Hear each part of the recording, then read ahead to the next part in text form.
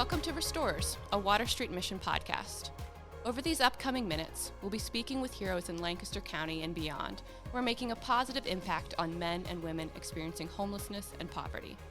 Each episode, we'll speak with an expert from the community, as well as one of our own Water Street Mission staff members, to learn more about how each of them are working to make a difference locally. Without further ado, let's dive right in. Hi, thanks for joining us at our Water Street podcast again. Today's episode, we're going to be talking about the importance of connection and relationship in the life of our guests and those who are experiencing homelessness, and how that plays such a critical role in their experience and their journey. And I'm really excited that today we have Jenn Koppel with us. Jenn is a good friend. She's the director of LancoMy Home, which is our local Lancaster coalition on homelessness. And Jenn, how long have you been working with LancoMy Home? This is my 11th year. 11th year. Awesome. And could you tell us a little bit about what that is? What does it mean to have a coalition working together around the issue of homelessness? Sure. So in our 11th year, we've worked over this time to build relationships with different partners in the community, and that could be public, private sector, businesses, social services, government, non-government, elected officials, like the whole gamut, healthcare, the whole gamut of providers. Because what we know after all these years is that you can't really solve complex problems like homelessness without changing the conditions of the community, and that's really like that grassroots. It's pulling people together and kind of rallying around like a big issue like homelessness. Yeah. So it's more than just the providers who are working hands-on with people experiencing homelessness. It's all across the spectrum. Absolutely. Yeah. And we realized that you can't have the level of impact with just a social service provider because we're working in such isolation at times. And if you're not changing conditions of community, which requires citizens and all of us kind of pulling together for that. So, and it's really easy to get everybody on the same page around these issues, right? Of course not. It is if when we think about in the 11 years we've been here, it becomes more and more compelling, and COVID's done nothing but just continue to exacerbate that relationship need that people have, all of us have.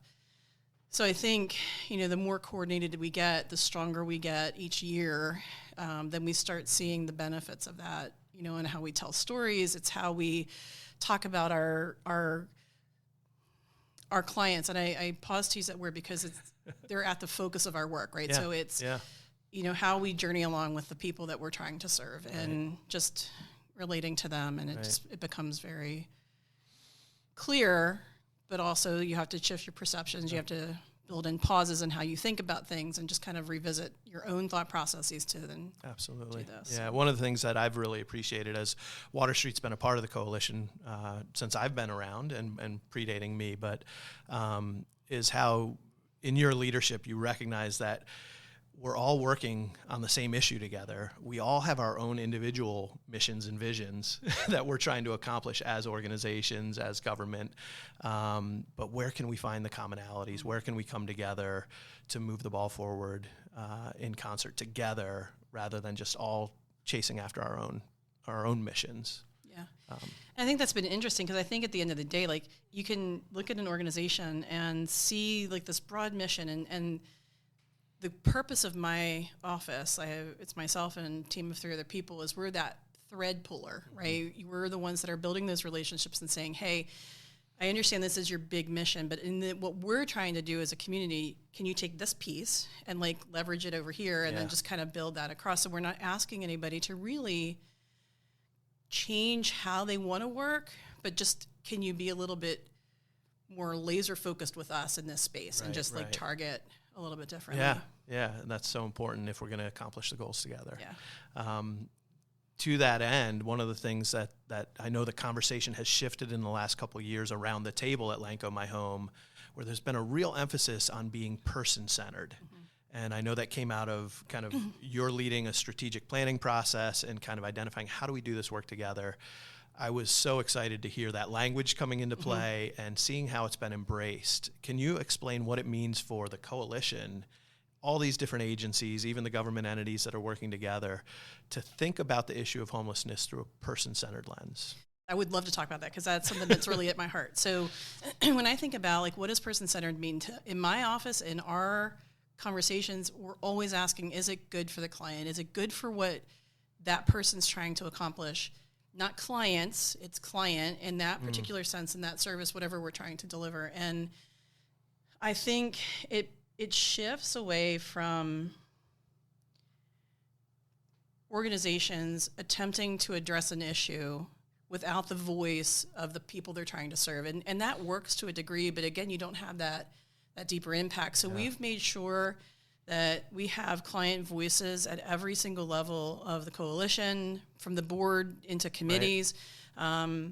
For myself, not so much during COVID, but even still during COVID, I still do street outreach with our outreach team. I talk to the folks that were living outside. It's just, I know them. I know what they're asking for. And it's about shifting away from doing what I think you need to doing what you tell me you need, and then looking longer term on how do we make that bigger impact. And I always think about a particular story where there was an elderly woman living in a really condemnable trailer, and missing pieces of the walls, missing a furnace, no real running water. And the idea was that, the provider goes in and is like, oh my gosh, all of these things have to be fixed. I'm going to get you a furnace. I'm going to get you. We've got the resources. Right. We can help. We're going to do all this stuff. And she didn't want any of that. And it really took the provider back and was like, well, I'm looking at all of these things. What do you want? And she said, I want a friend. And, if we don't pause and, just say, okay, well, I have to suspend what I think you need. All right, let's sit and talk to you. And let's have that relationship, right? And that's what, over and over and over, when we talk to the folks that are outside, they want to be seen, they want to be heard.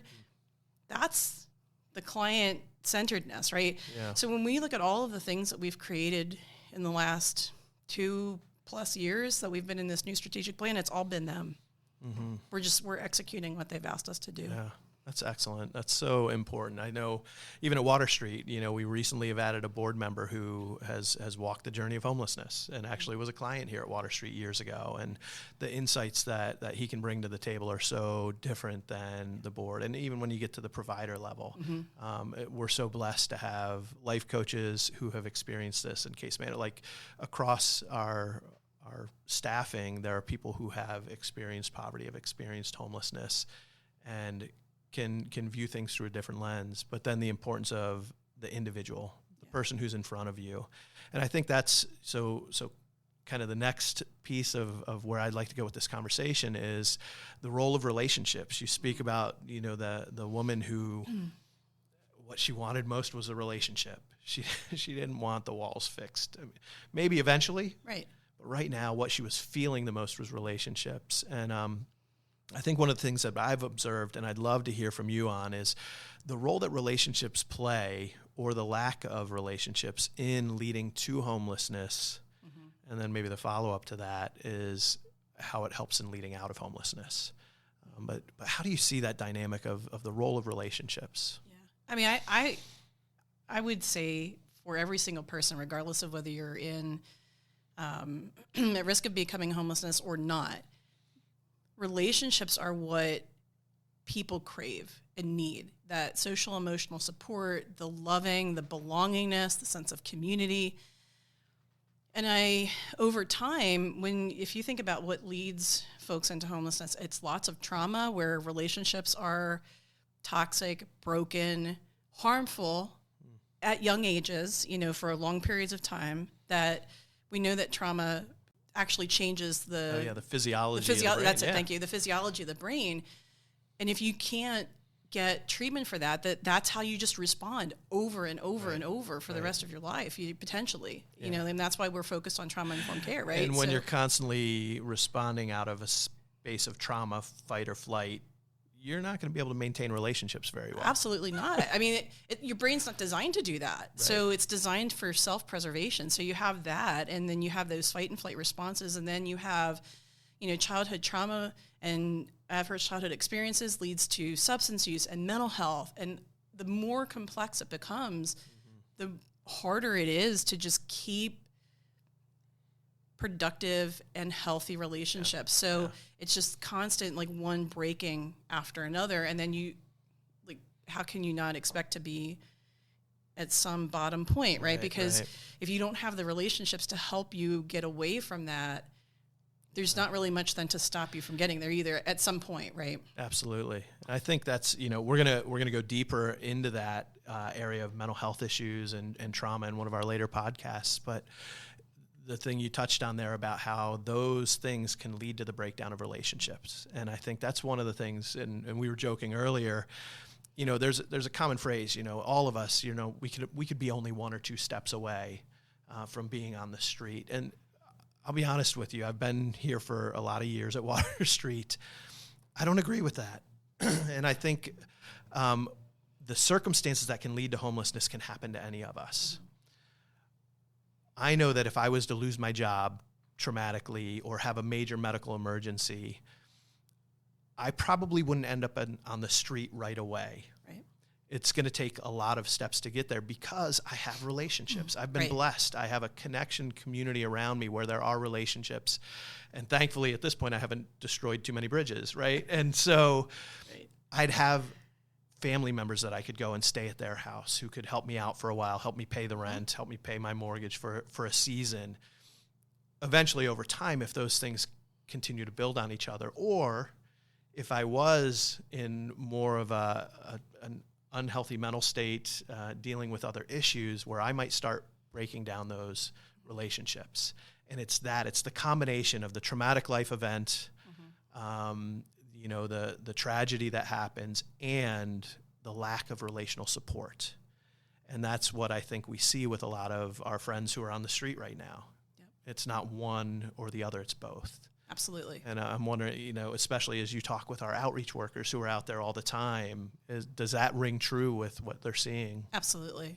Absolutely. And I think, you mentioned earlier about what's the role of relationship on the other side? We have folks on the street now, and how does the relationship play on the other side? But that's where that becomes that person-centered, right? So if we think about all of the things that break to get a person to having no other choice but to sleep on the street, that's profound. Yeah.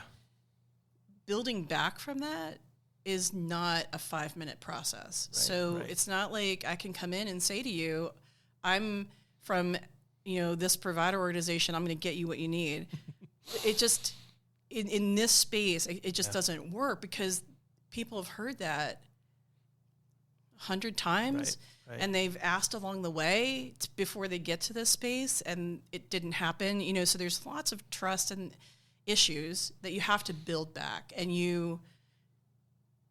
if you can't, as the person working with the individual experiencing homelessness, if you can't commit to changing yourself too, right, and it being in that relationship, it doesn't work as well as it could, right? So it doesn't mean that everybody's friends with everybody, but it does mean that if you're seeing the value of that person across from you, and we have amazing providers and organizations and teams that do that, then you have the ability to say, okay, well, my relationship with you is going to change me, and I'm okay with that, because I'm going to learn some really cool things about you and things that I would have never known, and you're going to tell me these stories that are going to make me believe that you are the most resilient and strong person, because you are, because you're living in a situation that few of us would navigate well.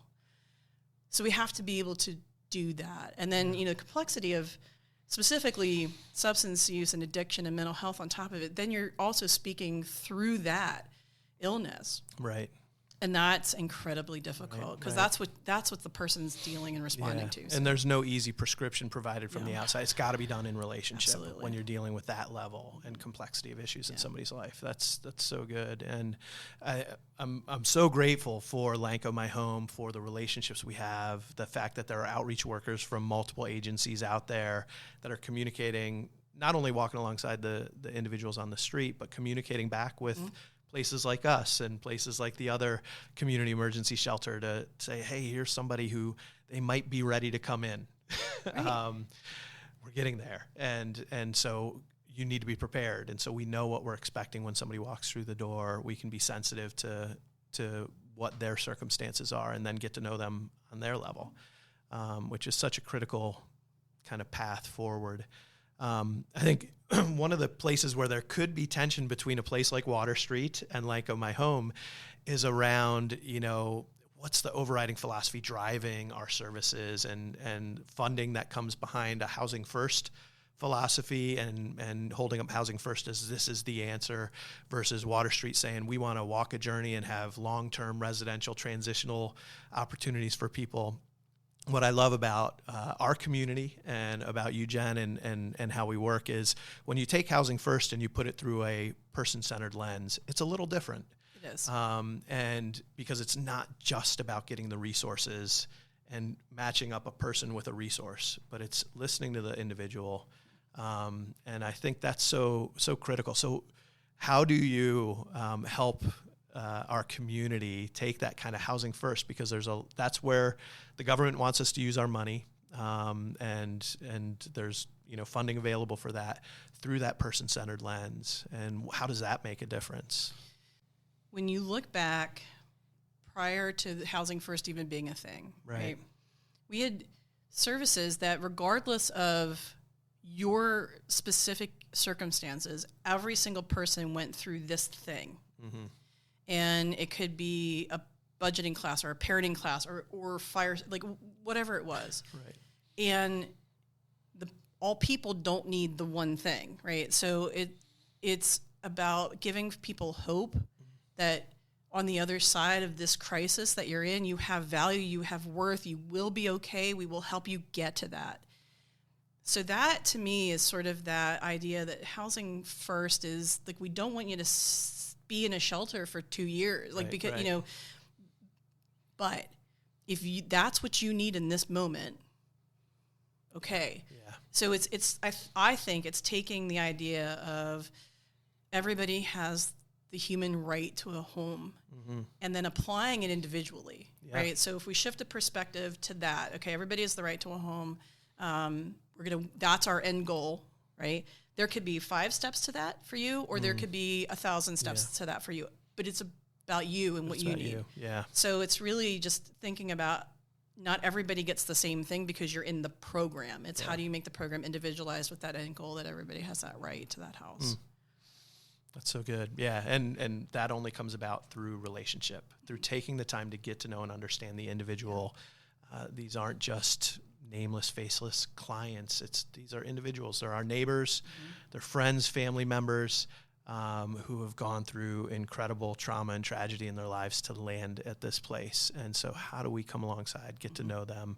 And that's, I love seeing LancoMy Home and all the agencies that are a part of it, kind of looking at it through that lens. That's what we're trying to do here at Water Street. In a few minutes, we're going to be talking with one of our staff specifically about that relationship building process as people come on board, as they come through our door, and in those first several weeks of what it takes to just take the time to get to know them before we come up with a prescription for this is what's going to solve your life crisis. Let's get to know each other first. So these folks are great people. Yeah, it's amazing.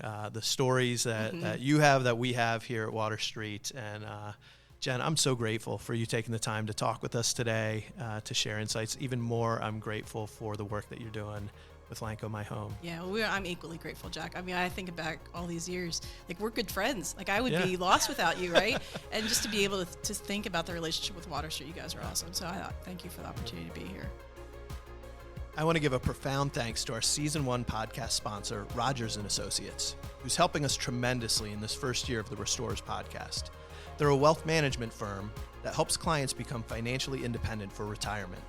You can learn more about them online at rogers-associates.com or by calling 717-560-3800. That's Rogers, RODGERS-associates.com, or by calling 717-560-3800. Thank you so much, Rogers & Associates.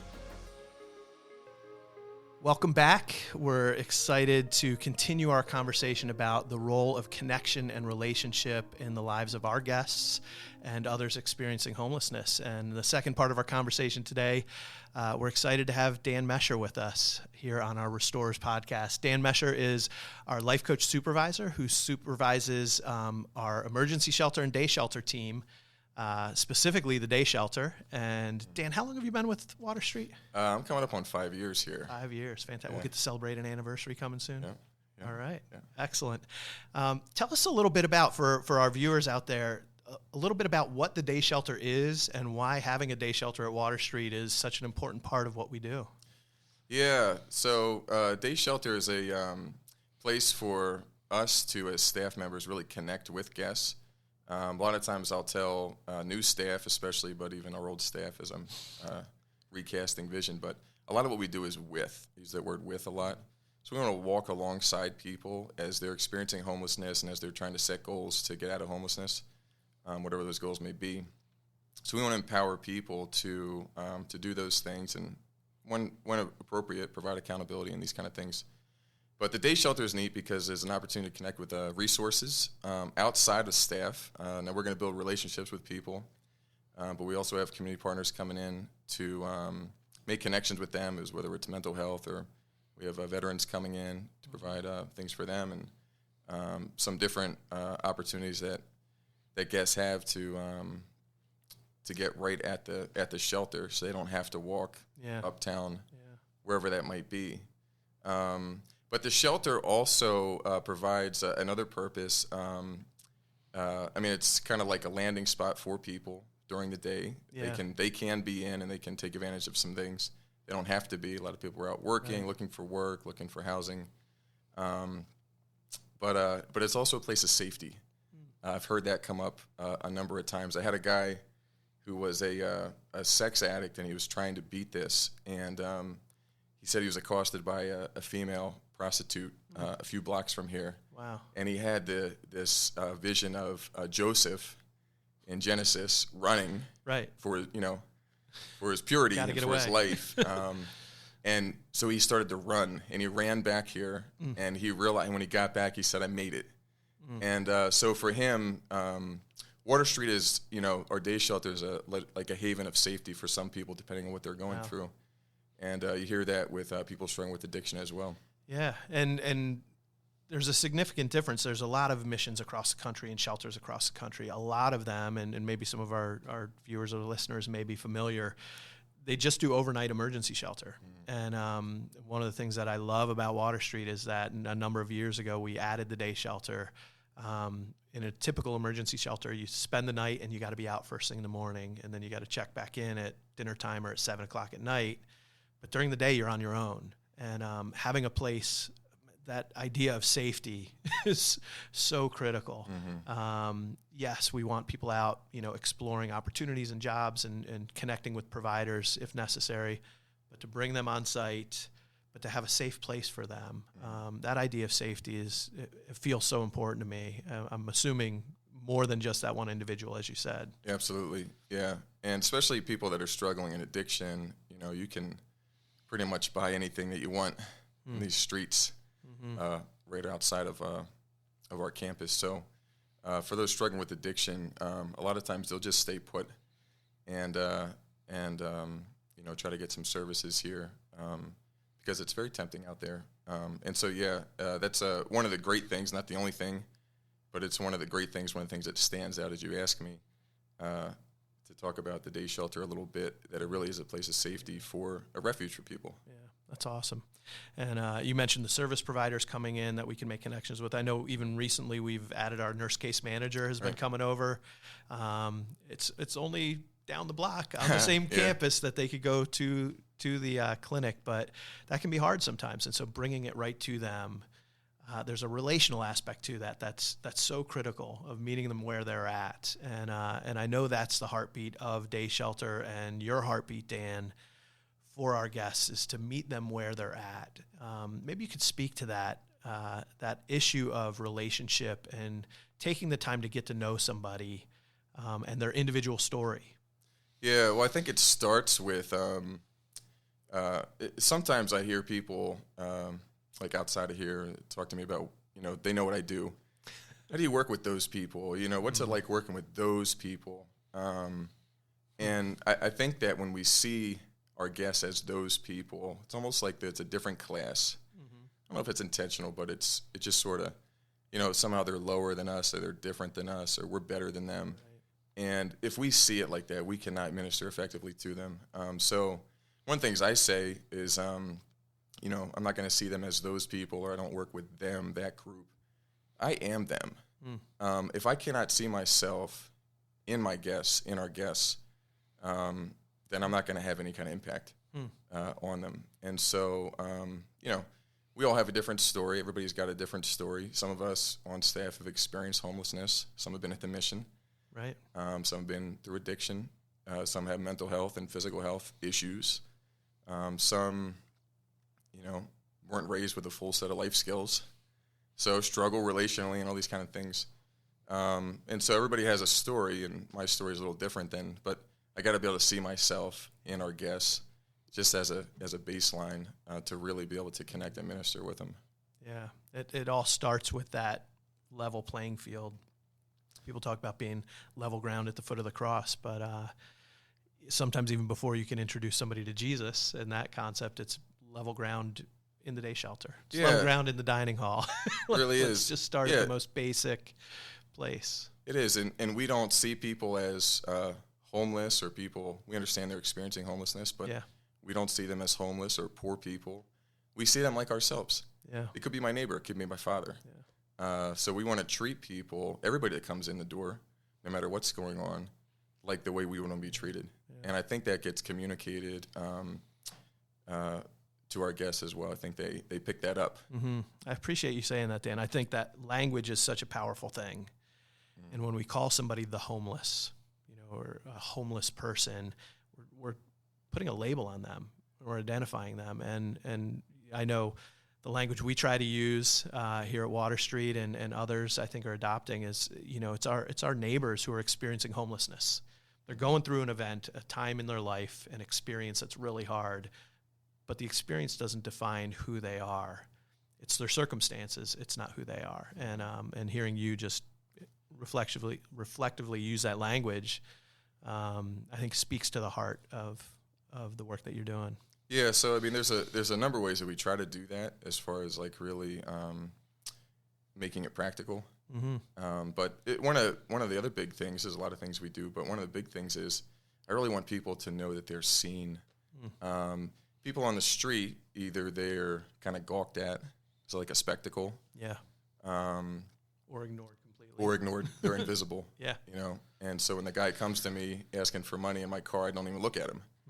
And so people become invisible. And after a while, if enough people don't see you, they start to wonder, man, does God see me? And so people have lost that completely. So I want everybody to come in the door and know that they're seen. So we're going to go out of our way. We're going to be creative about how we are interacting with guests, even difficult guests, right? Yeah. So, we're going to do what we can, take steps towards them, even though they're going to struggle with trust and some of these things. But we're going to do what we can. We want everybody to know that they're seen. And if they believe that we see them, then I think, that's one step towards, God sees you too. He hasn't forgotten you. Right. And sometimes that takes the form of more kind of just fun, wacky things like trivia contests and bingo games and watching movies together or even playing chess. Yeah. I have a staff member. I laugh because I have one of my staff members. He's been with us for a couple years. And, a lot of times when I come in the shelter, there he is playing chess. Right. Especially early on. He would say, "Oh, Dan, is it okay if I'm playing chess? It's not the only thing I'm doing." And I had to sit him down and say, "Listen, if you play chess 8 hours a day with our guests, that is a good use of 8 hours because you're making connections with people that maybe I'm not making connections with. Right. And we all have different strengths, and so we're going to use them. God can use all those. And so, we're gonna take the time to be with people in our shelter. Whatever it is, they want to play chess, but a lot of things come up in that, and we play trivia. We're going to continue to try to make connections as often as we can. One of the things I also talk about is what I call human touch points. Mm-hmm. So we talk about spiritual touch points, but human touch points. Really believe that the more meaningful interactions we have with guests, the more likely they are to succeed, to set goals and to meet those goals. And so we're going to do all kinds of things. We'll play bingo. Right. We'll give prizes, and so we're going to have fun. we'll have music on. We'll do, different board games. We'll do, different types of things. Cornhole. I was going to say, I got beat at cornhole a couple times last year out in the parking lot. Yeah, cornhole's interesting. I can do pretty much every other sport with the ball. When it comes to getting that in a little hole, I just can't do it. So, and then we're going to have some serious conversations too. Yeah. When things come up and, we see crises, and we have a number of those really as opportunities, to really speak in and to listen well and to make an impact. And I love some of that recreational stuff too, then helps the connection be more than just, I'm here to help you. It's, hey, like, we're bonding over something we both enjoy doing. Mm-hmm. And so there becomes a different level of connection. Again, it's that leveling. It's not an us-them thing. It's, hey, we're all here together. Mm-hmm. You enjoy this, I enjoy it. Let's spend some time together. Yeah. And that builds that foundation. Mm-hmm. And, we were talking earlier with Jenn Koppel from the LancoMy home, and about how the breakdown of relationships is often such a contributing factor to how people become homeless in the first place.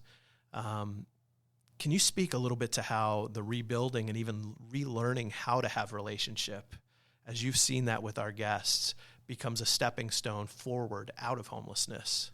Yeah, we had a guy this week come in brand new. I think he came in Monday or Tuesday. And he was saying, I've been homeless other places, different times, and other shelters. And but he said, Water Street's different. So I was like, tell me more about that. And he said when he came in, he recognized right away that the staff cared. And he said he's been other places where people were just there for a paycheck. It was so obvious. Wow. Nobody cared whether anybody got out of homelessness. Wow. That was his experience. So it's not just the day shelter that's so critical. It's really the people, the very first interactions that our guests have with our staff. They really set the tone for, kind of our whole ministry and really what we want to be about. And so when I heard that guy saying that and in tears, that makes an impact. To know that people care for you, people you just met, they care for you. You can tell the way that we treat people. We treat them with dignity, with honor, respect. Some of these things, all these things that we want. Yeah. And so it goes a really long way. And I think part of the thing that we do, a responsibility that we hold as staff members with our guests really is, and it's a great responsibility, but to really hold out hope for guests, as we're building relationship with them. Many people have lost hope decades ago, right? Yeah. I used to work with Absolutely. Juvenile offenders, and recidivism rate is very high, and, all the kids know the statistics, but when you ask them around the room in detention, who's going to be in prison as an adult? Nobody raises their hand. Right. They all have hope for themselves. It's not going to be me. And I don't know if that's the optimism of youth or what that is. But many of our guests, when they come in, they have no hope. There's nothing left. And so we get to hold out that hope for them. And I think that's really powerful. We can hold out that hope for them because as believers in God and Christ, we understand God as business of transforming lives. Yeah. That's what he does. So there's always hope for everybody. I don't care how many times they've been in or how long they've been in addiction, for decades. Yeah. And so all this is so critical to somebody, on the flip side, if we just didn't care, man, they have no hope. Nobody, no one's invested, no one's making an impact. What does it matter? But to be able to live this out to them, and then to point them back to God as well. And there's a dynamic in that I've never really thought of before until you just said that, like how you could have hope for a stranger, but that your hope for them doesn't have any impact on their lives. Like some stranger stands up and says, there's hope for your life. You can do that. Like, what does that mean to me? You don't even have a clue what I'm going through. Mm-hmm. But when you're walking in relationship with somebody, when you've taken the time to get to know their story and you can carry hope for them, suddenly they start to feel it. Mm-hmm. But it's the combination of the two. It's not just some anonymous, nameless person who runs into them once and says, I have hope for you. But somebody who's walking closely with them, who can maintain that hope and create a picture of hope for them. When it's done in relationship, there's power to that. Mm-hmm. And I'm grateful, Dan, for you and for your team that you guys are doing that every day. with the men and women who are coming through our shelter, who are hanging out in the day shelter, that they have the chance to walk alongside you and for you to carry hope with them and help them embrace that, the hope of Christ, the hope for a future, the hope to emerge out of homelessness. So thank you for the work that you're doing at Water Street and for leading your team so well. Thanks for sharing with us today. Yeah, Some great stuff around the power of relationship. That's what it's all about. And I hope you guys enjoyed our conversation today, and we'll see you next time.